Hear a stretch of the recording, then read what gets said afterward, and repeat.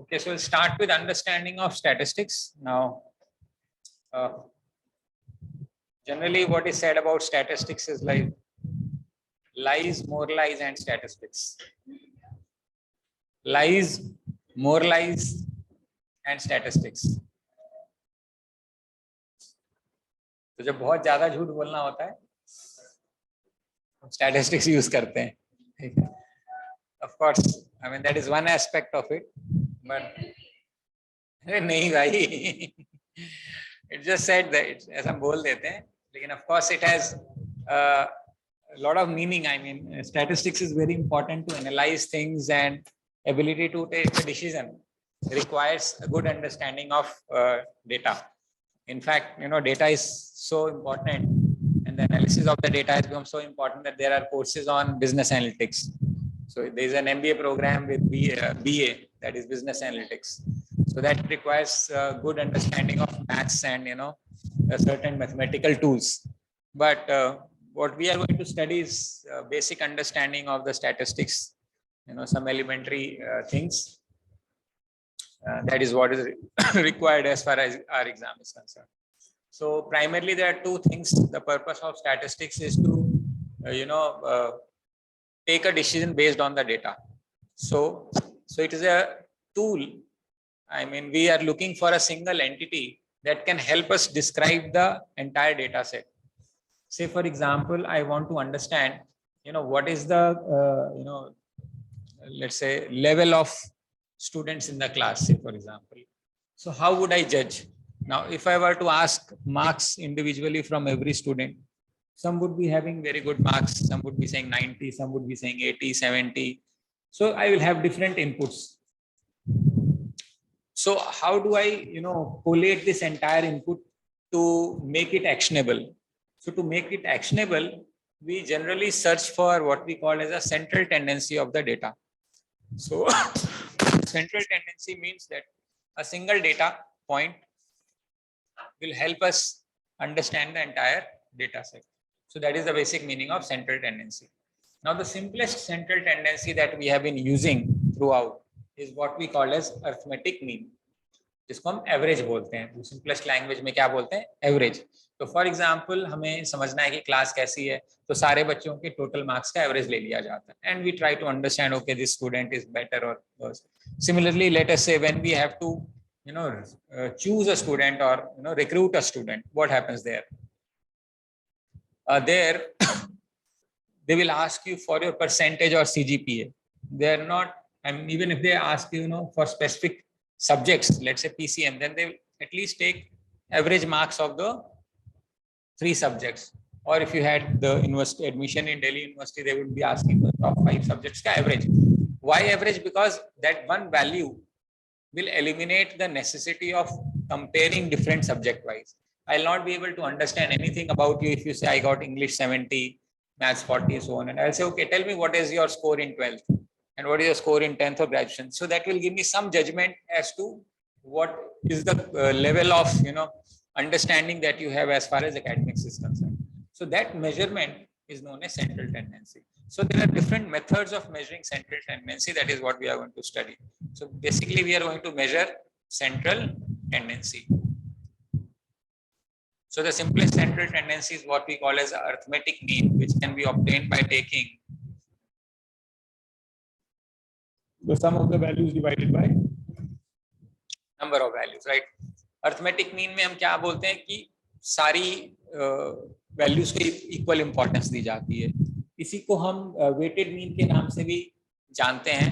जब मैं एवरेज पढ़ा रहा था तो मैंने बताया था आपको वेटेड मीन. वेटेड मीन में क्या होता है कि इसकी जो x1 है इसके वेट असाइन किया जाता है. मान लो W1, X2, W2, X3, W3, so on till Xn, Wn. अब अगर ये W1, W2, W3 सबकी वेट बराबर है, यानी 1, 1, 1 है, तो ये वाला फॉर्मूला बन जाएगा. डिवाइडेड बाय क्या करना पड़ेगा? W1 plus W2 plus W3, so on till Wn. That is your weighted mean. So this is the most common and the simplest central tendency that we have.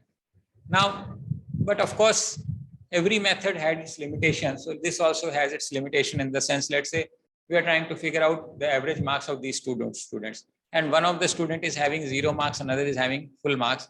Now when you were to take out an average, it will give you a value of 50. Now this 50 is actually misleading value because one of the student is very good and one of the student is very poor. So every method had its own limitation, and therefore for certain different types of data, there are different methods which have been developed for finding out the central tendency. Right. So this is another one way of finding out central tendency. The other way of finding out central tendency is what we call as a geometric mean. So what is a geometric mean? ये arithmetic mean था.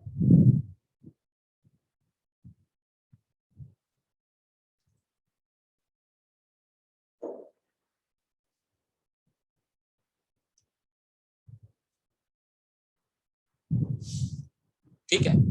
तो geometric mean is the nth root of product of n terms. So मान लेते हैं x1, x2, x3.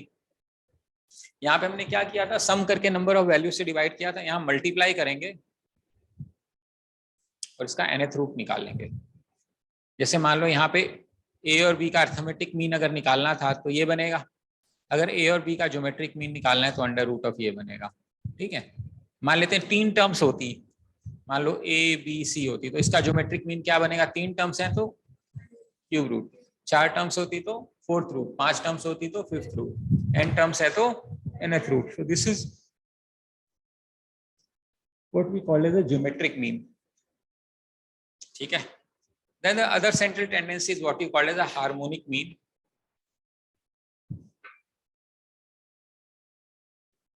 Harmonic mean क्या होता है? It is the reciprocal of the arithmetic mean of the reciprocals of the given value. What does it mean? Let us say I have 2 values a and b. इसका मुझे harmonic mean निकालना है, तो सबसे पहले मैं इसका रेसिप्रोकल करता हूं,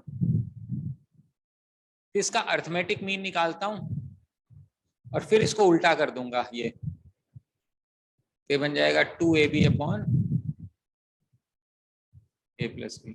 समझ में आ रहा है? ये क्या है? ये रेसिप्रोकल है. किसका? अर्थमेटिक मीन का. किसका? रिवर्स ऑफ द वैल्यू का. यानी जो वैल्यू दे रखी है अगर हम उसको उल्टा कर दें, फिर उसका अर्थमेटिक मीन निकाल दें और फिर उसको उल्टा कर दें, उसको हम हार्मोनिक मीन के नाम से जानते हैं. समझ में आ रहा है? तो ये बन जाएगा 1 upon 1 by A plus 1 by B plus 1 by, या n मान लेता हूं.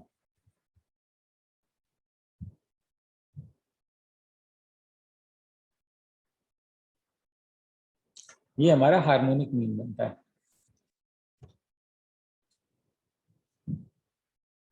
ठीक है.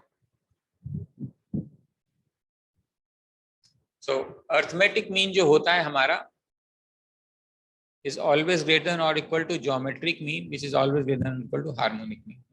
Now if the values are equal, then arithmetic mean will always be equal to geometric mean will be equal to harmonic mean if the values are equal.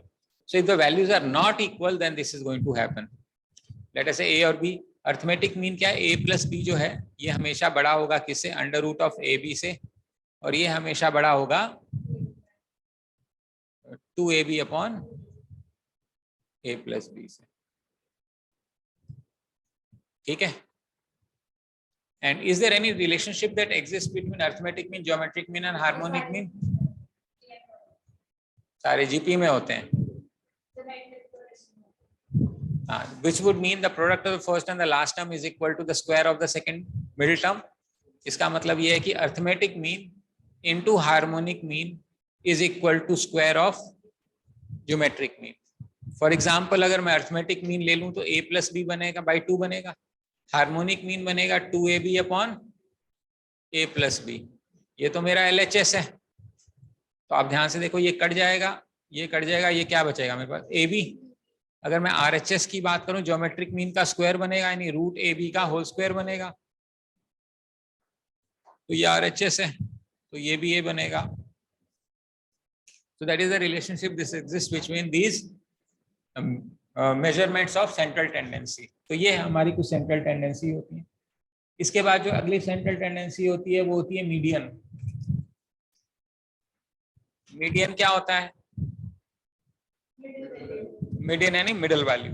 Middle value निकालने के लिए हमें क्या करना पड़ेगा? फॉर एग्जांपल इस class का मुझे एवरेज समझना है, तो एक तरीका तो है मैंने sum of the values divide by number of values बोल दिया। दूसरा तरीका ये है कि मैंने सारे बच्चों के नंबर पूछ लिए और उनको मैं या तो असेंडिंग ऑर्डर में कर दूंगा या डिसेंडिंग ऑर्डर में कर दूंगा, एक ऑर्डर बना दूंगा। तो मान लेते हैं हमारे पास कोई वैल्यू है 3, 5, 9, 11, 13 मान लेते हैं। अब हमें इसका मीडियन निकालना है, तो मिडल वाली वैल्यू कैसे निकाले हुए, मान लेते हैं हमारे पास 5 टर्म्स है, 5 + 1 डिवाइडेड बाय 2 थर्ड टर्म। तो अगर हमारे अब यानी n + 1/2th टर्म जो है वो हमारी सेंट्रल टेंडेंसी होगी। तो सेंट्रल टेंडेंसी यहाँ पे क्या है 9, सेंट्रल वैल्यू क्या है 9। 2 वैल्यू उससे कम है, 2 वैल्यू उससे ज्यादा है, यानी हम सारे डेटा सेट को क्या मान सकते हैं कि हम 9 मान लेते हैं एक बार कि 9 जो भी हमें जजमेंट लेनी होगी हम 9 के बेसिस पे लेंगे, because there are couple of students, couple of more, couple of less. ये तो तब है जब ऑड नंबर ऑफ टर्म्स है, because it is odd number of terms. हम एक वैल्यू को चूज करेंगे तो राइट साइड में इवन नंबर और लेफ्ट साइड में इवन नंबर वैल्यूज बचेगा। The problem would arise if you have even number of terms, let's say 3, 5, 9, 11, 13 and let's say 14. Now we have some even number of terms. Now if you want to distribute the value equally, the value would lie somewhere here. This is the value which is going to distribute these values equally. So how do you do it? You first take n/2th term and you take n/2 + 1th term. तो n/2th term मैंने कितने हो गए, मेरे 6 terms हैं, तो 6/2 यानी कि third term and third + 1 fourth term. So we have to take third term and fourth term. और अगर हम इनका एवरेज ले लें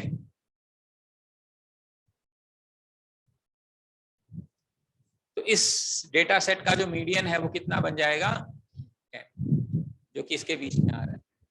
तो अगर ऑड नंबर ऑफ टर्म्स हैं तो कोई प्रॉब्लम ही नहीं है, n+1/2th वैल्यू लेंगे, वो मिडिल वाली वैल्यू होगी, वो डेटा सेट को 2 बराबर हिस्सों में बांट देगी। लेकिन अगर इवन नंबर ऑफ टर्म्स हैं तो 2 मीडियंस आएंगी, 2 सेंट्रल वैल्यूज आएंगी, एक n/2 से आएगी और एक उसकी नेक्स्ट वैल्यू आ जाएगी, n/2 एंड n/2 + 1, इन दोनों से हमें वो वैल्यूज मिल जाएंगी। ठीक है, नो प्रॉब्लम्स। इसके बाद आता है एक और फ्रीक्वेंसी, एक और मेथड होता है, इसको मोड बोलते हैं। क्या होता है मोड? जिसकी फ्रीक्वेंसी सबसे ज्यादा होती है हम उसको मोड बोलते हैं। And how do you understand? Let's say हमने कोई टाइम चेंज करना है क्लास का, so will ask you okay what is suitable 1 to 3 or 3 to 5. Now there will always be people who are not comfortable with the change and there will always be people who want to have a change. So now what do?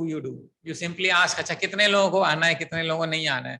So wherever there is majority and we say okay let's take this decision and do away with it, यही करते हैं। तो mode के अंदर भी अगर हमारे पास कोई डेटा सेट है जिसमें जिसकी वैल्यू मान लो 2, 2, 5, 5, 5, 1, 3, 6, 6, 6, ऐसा, इस सारे डेटा सेट में सबसे ज्यादा फ्रीक्वेंसी किसकी आ रही है? 6 की।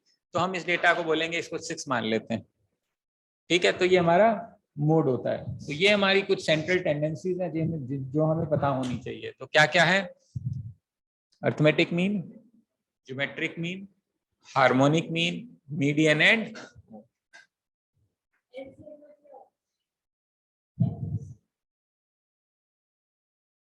LCMF। वो क्यूमुलेटिव फ्रीक्वेंसी होता है, least cumulative frequency, highest cumulative frequency. वो सारी फ्रीक्वेंसीज लिखी होती है। मान लो कोई डेटा वैल्यू है 3 से 5 की 10 वैल्यूज हैं, 5 से 9 की 11 वैल्यूज हैं, ऐसा। तो उसका CF बनाते थे अपन ताकि 3 से 10 तक का आ जाए, पहली वाली वैल्यू, फिर नेक्स्ट वाली वैल्यू उसके सामने, फिर थर्ड वाली वैल्यू को ऐड, वो होता था। ठीक है, वो क्यूमुलेटिव फ्रीक्वेंसी होती थी। ओके, तो ये हमारा मीन मीडियन मोड हो गया। उसके बाद आता है कि उसका एक बेसिक ब्रॉड फॉर्मूला है, अगर वैल्यूज इक्वल है तो सेम है, अदरवाइज हमारा ब्रॉड फॉर्मूला क्या है? जो मोड होता है ना, that can be taken as basically 3 median - 2 mean, 3 median. अब ये ध्यान रखना, ये सिर्फ एम्पेरिकल है। ये एम्पेरिकल का क्या मतलब है? एग्जैक्ट नहीं आएगा लेकिन बैलेंस होएगा। जैसे कि पानी कैसे बनता है? हवा से और हाइड्रोजन से, तो इनको मिला के पानी बनना चाहिए,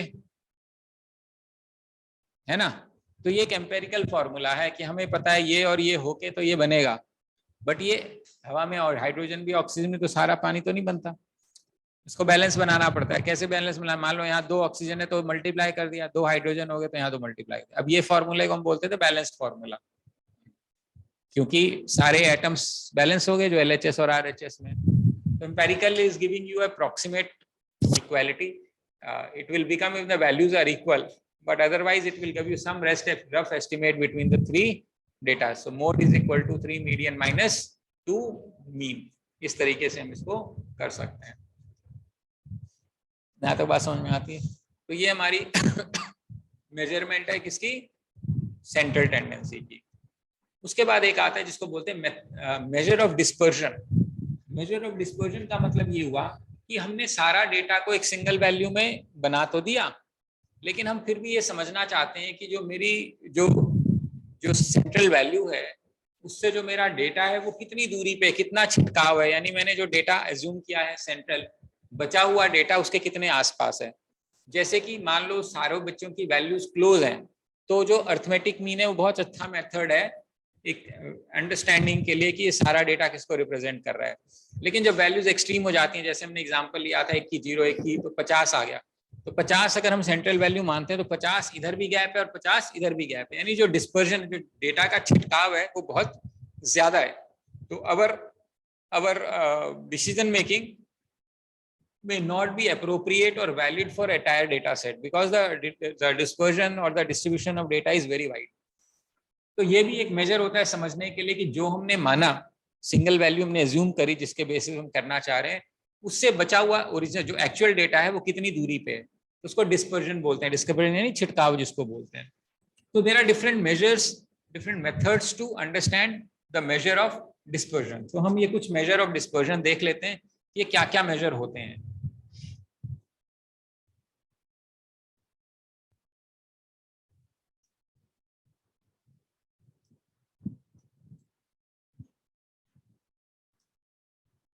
तो सबसे पहला तो जो है सिंपलेस्ट वो होता है रेंज। ये रेंज क्या होता है, कैसे निकालते हैं ये रेंज? हाँ, अभी जैसे मान लो आप मार्केट में गए और आपको एक शर्ट लेनी है, ट्राउजर लेनी है, तो आप दुकान पे जाते हो, तो जैसे ही आप बोलते हो शर्ट दिखाओ, क्या बोलता है, किस रेंज की चाहिए, तो आप क्या बोलते हो और क्या सोच के बोलते हो? वो बजट, इसका मतलब आपने पहले तो मन में प्लान किया ही हुआ है, आपने सोच रखा है कि मैं 1500 तक की शर्ट लेना चाहता हूँ, मान लेते हैं, ठीक है। अब आपके दिमाग में अगर 1500 खर्च करने को है और सामने वाला पूछ रहा है कि भाई किस रेंज की दिखाऊं, तो आप क्या बोलते हो?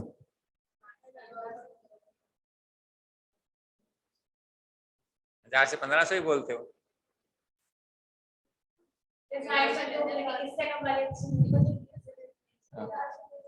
आप जनरली 1000 ऐसे बोलते हो?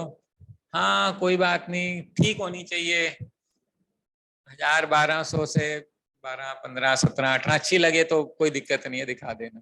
तो हम एक ऐसी वैल्यू बोलते हैं जो हमने सोच रखा है उससे थोड़ी नीचे होती है और कुछ वैल्यू से थोड़ी सी ऊपर होती है, क्योंकि हमें ये लगता है कि यार हो सकता है मैं सोच रहा हूँ बट मुझे कम रेट में उतनी अच्छी चीज पसंद आ जाए तो मैं ले लूंगा। हालांकि ऐसा होता नहीं है, हमेशा ऊपर वाला ही पसंद आता है। दूसरा ये कि भाई फिर लेकिन आपने ना 1500 बहुत टाइट नहीं करके रखा हुआ है, नॉर्मल रखा हुआ है, तो आपको लगता है यार 200-300 और लगे और अच्छी चीज मिल रही है तो आप हिचकोगे नहीं, आप ले लोगे, इसलिए आप रेंज बोलते हो, ठीक है। तो जो वो सेंट्रल टेंडेंसी इस केस में वो आपके 1500 रुपए हैं, जो रेंज आपने उसको दी है वो 1000 से 2000 की रेंज दे रखी है उसको, या अगर आपने 1200 की शर्ट लेनी तो 1000 से 1500 की रेंज आप उसको दे दोगे, क्योंकि 1200 से ऊपर भी चल जाएगी और नीचे भी चल जाएगी। तो रेंज कहां से आई? उस सेंट्रल टेंडेंसी से gap. So how do you measure a range? It is nothing but the difference between the highest value minus the lowest value, ये डिफरेंस होता है।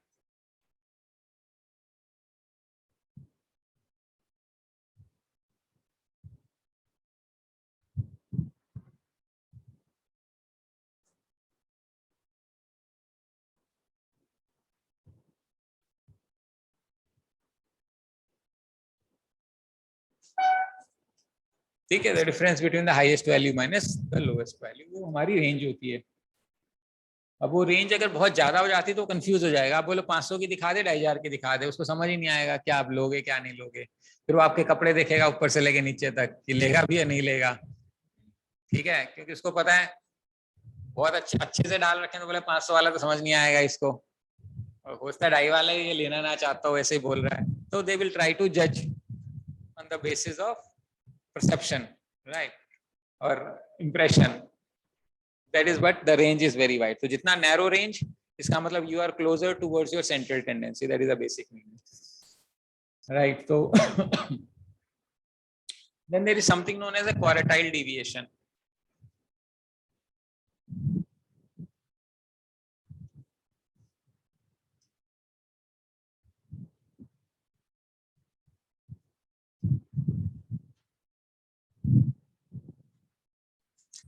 So what is this quartile deviation? Now this deviation जो range वाली है वो तो पूरा का ही गैप हो गया बीच से इधर और इधर। क्वार्टाइल डिवीजन क्या करना चाहता है, ये पूरे डेटा सेट को 4 हिस्सों में बांटता है। क्वार्टाइल वर्ड कहाँ से आता है?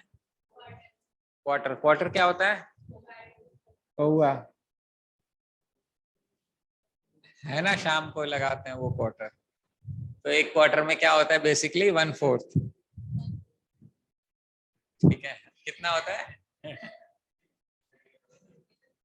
180 ml। गलत आदमी है, अच्छा इसको पता होगा।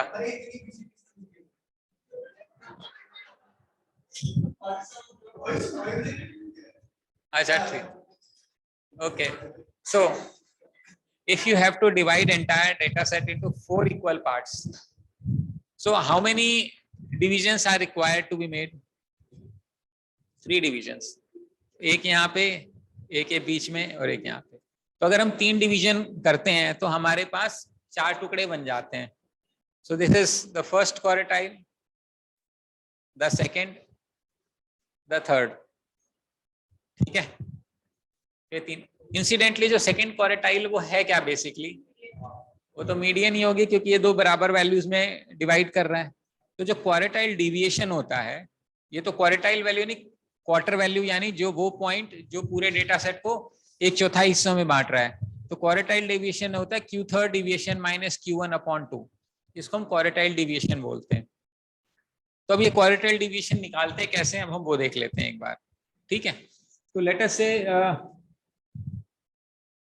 let's say we try to take a value like 3, 4, 10, 12, 14, 20 and 25. Now in this case let us say 1 2 3 4 5 6 7, there are 7 values, right? Now we have to divide this in 4 equal parts. So how do you, now there are odd number of values, so I can do is, जैसे median निकाल रहे थे तो हम n+1/2 कर रहे थे median, क्योंकि 2 इसलिए कर रहे थे क्योंकि वो उसको 2 हिस्सों में बांट रहा था, लेकिन अब हमें कितने हिस्सों में बांटना है 4, तो इसको बाई क्या करेंगे 4। तो फर्स्ट क्वार्टाइल तो ये वाली वैल्यू हो गई, अगर सेकंड क्वार्टाइल में करूंगा तो इसका डबल हो जाएगा डिस्टेंस, लेकिन आपको पता है कि ये काट के 2 बन जाएगा जिसको मीडियन बोलते थे, इसीलिए इसको निकालने की जरूरत नहीं है। तो थर्ड क्वार्टाइल जैसे ये 1 था तो ये 3 टाइम्स हो जाएगा, ये समझ में आ रहा है, ये n+1/4 टर्म है बेसिकली, ये कौन सी टर्म है। तो जैसे यहाँ पे मेरे पास 1 2 3 4 5 6 7 टर्म है, तो जो फर्स्ट क्वार्टाइल होगा वो 7+1/4 टर्म होगा, समझ में आ रहा है, यानी 8/2, यानी कौन सा टर्म होगा, सेकेंड टर्म होगा, यानी सेकेंड टर्म, यानी कि फर्स्ट, ये हम किसकी बात कर रहे हैं, हम इस वैल्यू की बात कर रहे हैं, this value is your quartile 1।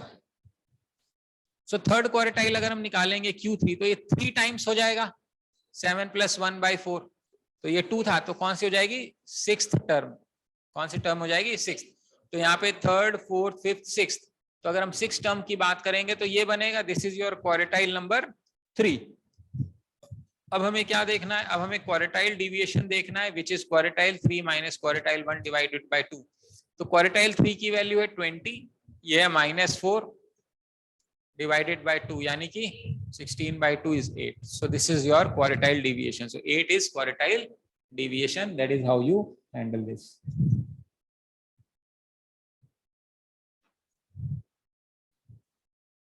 ठीक है, तो ये हमारा क्वार्टाइल डिवीजन आ गया। ये तब आया जब हमारे पास ऑड नंबर ऑफ टर्म्स थी। तो चूंकि ऑड नंबर ऑफ टर्म्स है तो n+1 जब हम करेंगे तो वो इवन हो जाएगा and chances are that number is divisible by 4। अब अगर इवन नंबर ऑफ टर्म्स होती तो हम क्वार्टाइल डिवीजन कैसे निकालते? समझ में आ रहा है क्या बोल रहे हो? यहाँ तो नहीं आ रहा। हम एक मेथड कर रहे थे जिसमें हमें पूरे डेटा को 4 हिस्सों में बांटना था, तो उसको हम क्वार्टाइल बोलते हैं। वही जो वो हाँ बात कर रहे हैं, जब तुम आए तो क्वार्टर की बात चल रही थी 180 ml की, क्योंकि वो 4 हिस्सों में बंटता है। तो हमारे को जो डेटा है हमें आइदर उसको असेंडिंग ऑर्डर या डिसेंडिंग ऑर्डर में कर लेंगे। जैसे यहाँ पे 3, 4, 10, 12, 20 असेंडिंग ऑर्डर में कर दिया। असेंडिंग ऑर्डर यानी कोई चीज जब बढ़ती है तो उसको असेंडिंग ऑर्डर बोलते हैं। उसको हमें 4 टुकड़ों में बांटना है। अब वो हम कैसे बांटेंगे उसका एक फॉर्मूला मैंने बताया। फर्स्ट क्वार्टाइल निकालना है, यानी पहला पॉइंट जो 4 हिस्से में डिवाइड, चौथा हिस्सा वो n+1/4 होगा। n+1/4 टर्म होगी, ये याद रखना है। अब जैसे यहाँ पे 7 टर्म्स थी तो n+1/4 यानी 7 + 1 8, 8/4 2 सेकेंड टर्म। हाँ +1 में उसका एपी का कोई लेना देना नहीं है, यहाँ पे कोई कनेक्शन नहीं है। ठीक है, ऐसे थर्ड क्वार्टाइल क्या होगा? इंटू 3 कर दे, यानी अगर फर्स्ट क्वार्टाइल सेकंड टर्म है तो third quartile second into 3 6th term हो जाएगी। तो 6 टर्म क्या हो गई? 20 टर्म की बात कर रहे हैं। Q1 इज सेकंड यानी सेकंड टर्म यानी 4, 6th टर्म यानी इस केस में 20, उसको Q3 बोलते हैं। तो क्वार्टाइल डिवीजन निकालने का तरीका होता है Q3 - Q1 divided by 2, Q3 - Q1 divided by 2, इसको हम बोलते हैं क्वार्टाइल डिविएशन। चल रही बात यहां तक समझ में आती है? no. अब अगर हम कोई ऐसी वैल्यू ले लें जहां पे नंबर ऑफ टर्म्स इवन है, फिर क्या होगा और कैसे करेंगे वो देख लेते हैं। So let us just take this example. Let's say we have a value like 5, 7, 15, 8, 10, 20 and 18. So 3, 5, 7, 15, 8, 10 कितने हो गए? एक और डाल देते हैं, मान लेते हैं। नहीं, ये फिर फ्रैक्शन में आ जाएगा। कोई अच्छा क्वेश्चन बना रखा होगा इन्होंने, बढ़िया क्वेश्चन। बढ़िया का मतलब ये है कि डिवाइड होना चाहिए।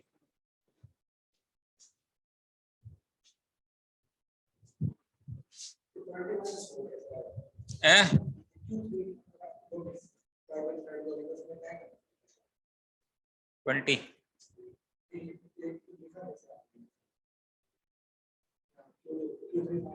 Q1/2 ये फॉर्मूला है। 20 यानी Q3 की वैल्यू 20, ये Q3। हाँ, 6th टर्म यही तो है। ये क्वेश्चन, ये डेटा तो यही है ना, डेटा ये रहा। छठी टर्म है। छठी टर्म किसकी? इसकी। चलो एक और टर्म डाल।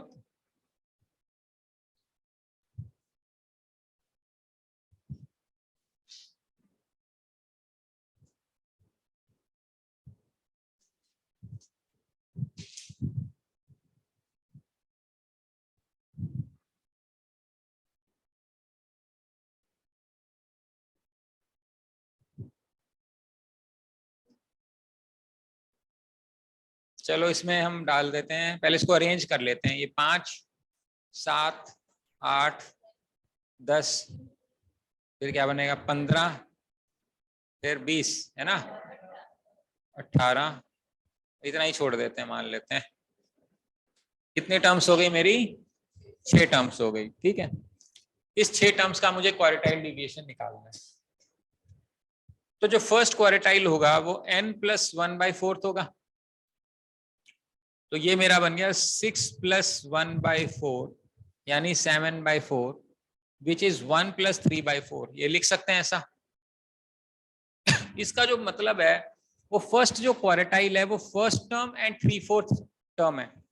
देखिए क्वार्टाइल डिविएशन का मतलब क्या है कि ये पूरा जो डेटा है इसको अपन ने बांटना है। तो पहली टर्म अगर 5 है, 5 के बाद 3/4 यानी कि ये दूसरी टर्म है। 1 3/4 पोजीशन ये होनी चाहिए, मतलब 1.5 पोजीशन बीच में होती। 1 3/4 पोजीशन कहाँ होगी?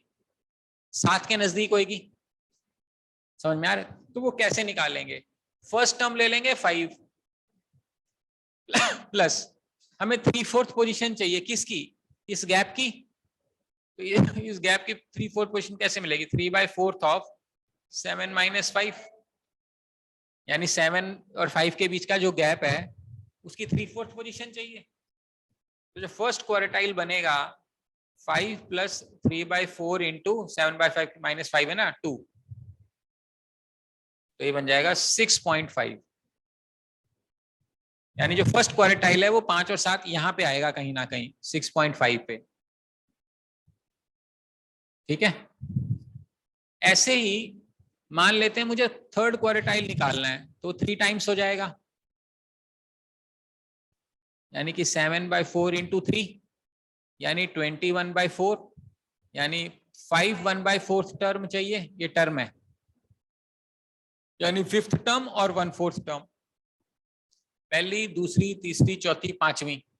पांचवी में ये 18 का गैप है। समझ में आ रहा है? हमें 1/4 पोजीशन चाहिए यानी यहाँ पे चाहिए 1/4, 5 के बाद 1/4। ठीक है। तो इसका मतलब क्या बनेगा? 15 + 1/4 ऑफ इसका जो गैप है 18 - 15। समझ में आ रही बात? तो ये मेरा बनेगा 15 + 1/4 इंटू 3 विच इज 15.75। यानी क्वार्टाइल 3 कितना हो गया? 15.75 और क्वार्टाइल 1 कितना है? 6.5। अब अपने को क्वार्टाइल डिविएशन निकालना है। Q3 - Q1/2 which is 15.75 minus 6.5 divided by 2।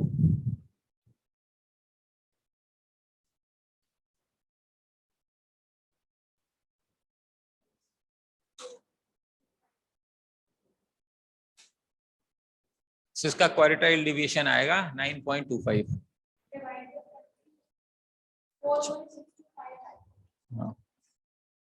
तो 2 ये इसका क्वार्टाइल डिविएशन। ये वैल्यू इनको चार, ये वैल्यू जो है 4 हिस्से में बांट देंगे इसमें। तो ये हमारा क्वार्टाइल डिविएशन होता है। ठीक है। So this is the second way of measuring your dispersion. ठीक है। फिर आपके आता है मीन डिविएशन।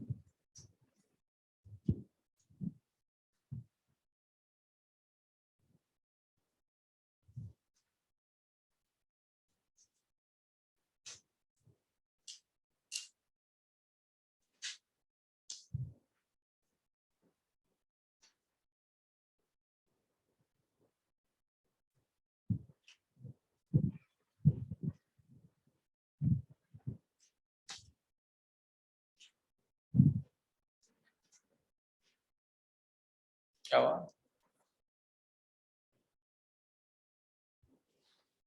तो what is a mean deviation? Basically mean से बाकी डेटा कितनी दूरी पे है हम उसको मीन डिविएशन बोलते हैं। तो मान लेते हैं हम एक एग्जांपल ले लेते हैं। हमें मान लो 1 3 7 14 5 इसका मीन डिविएशन निकालना है। तो सबसे पहले इसका मीन निकालना पड़ेगा, यानी एक्स बार निकालना पड़ेगा। इसको एक्स बार से रिप्रेजेंट करते हैं। वो क्या बनेगा? इनका सम बनेगा। मालूम मान लो 1 3 5 7 14 5 ऐसे लिख दिया आप, या कैसे भी लिख सकते हो। मान लेते हैं, रहने ही देते हैं एक बार। इसकी मीन जो बनेगी वो वैल्यू क्या बनेगी? 1 + 3 + 7 + 14 + 5 डिवाइडेड बाय 6 ये बनेगा। ये 14 है ना? अच्छा 5 होगा ना फिर तो। अच्छा ठीक है। अच्छा ठीक है, तो आंसर आ गया 6। मीन डिविएशन यानी 6। यानी अगर हम इसका एक एवरेज निकालते हैं जिसको एवरेज बोलते हैं वो 6 है।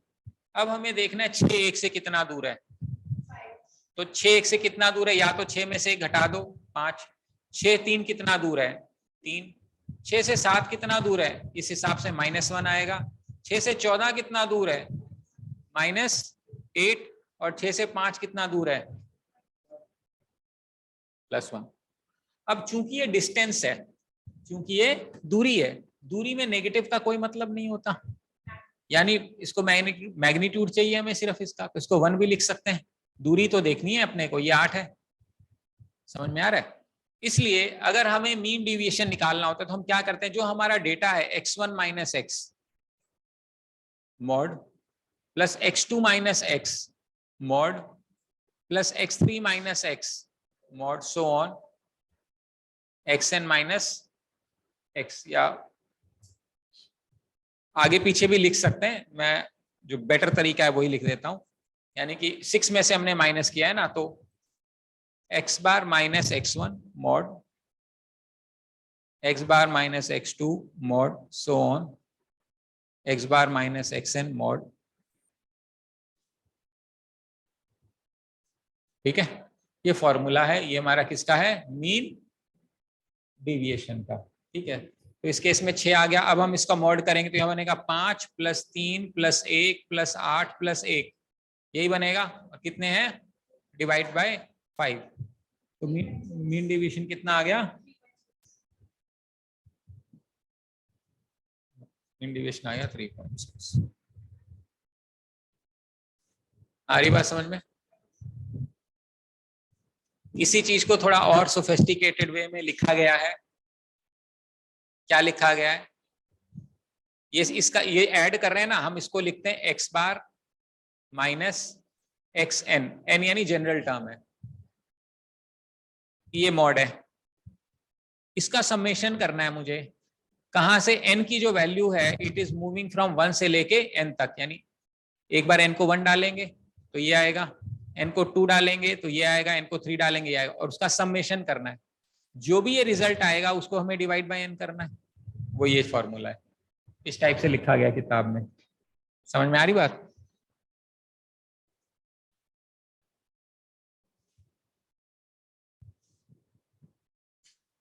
ये हमारा फॉर्मूला है मीन डिविएशन का, कुछ नहीं करना, हमें एवरेज निकालना है, एवरेज से गैप लेना है, उसका मॉड लेना है, क्योंकि हमें डिस्टेंस चाहिए, बेसिकली इट्स अ डिस्टेंस, इसलिए हमने मॉड ले लिया, नंबर ऑफ टर्म्स हैं उसको डिवाइड कर दिया तो मीन डिविएशन आ गया।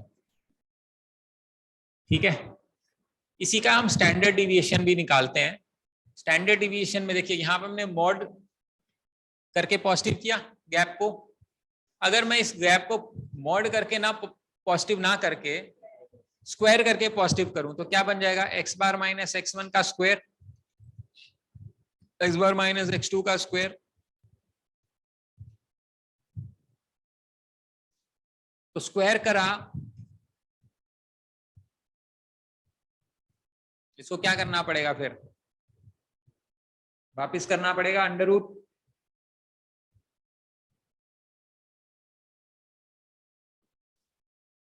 Divide by n।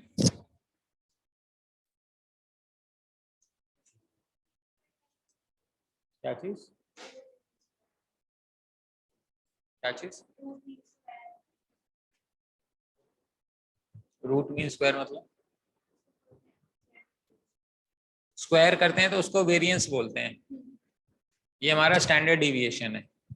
अगर हम अंडर रूट ना करते, यानी स्टैंडर्ड डिविएशन का स्क्वायर कर दें, यानी अंडर रूट ना, इसको वेरिएंस बोलते हैं।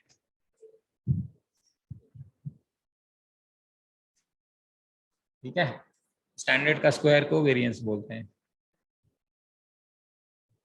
इसी चीज को अगर हम इसको ब्रेक करें तो इसको ऐसा भी लिखा जा सकता है, समेशन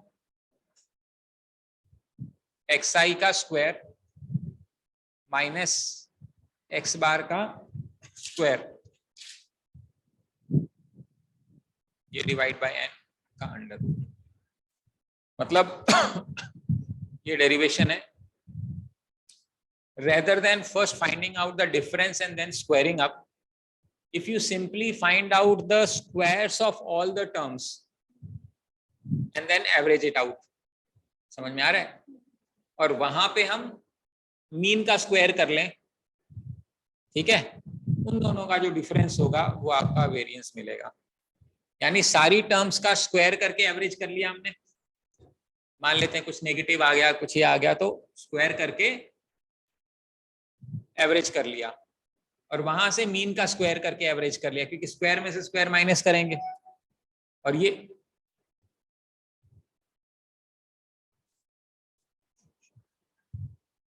इन्वर्टर पे था ये,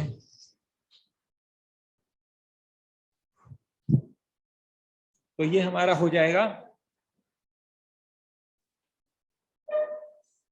वेरिएंस। अब सब लोगों के पास किताब तो है ही, मैं चाहता हूं एक बार सारे एग्जांपल्स देख लो।